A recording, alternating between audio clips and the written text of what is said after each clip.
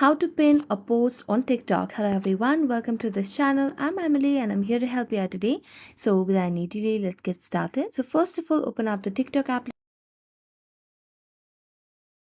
After going to your profile, at the bottom right corner of the screen, it will lead you to your profile section. As you tap on your profile section, you can see all your posts. So right now I only have this one post here.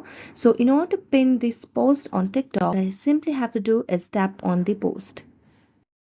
Now as I tap on the post will pop up and you can see the three dotted lines at the sidebar of the menu at the right side.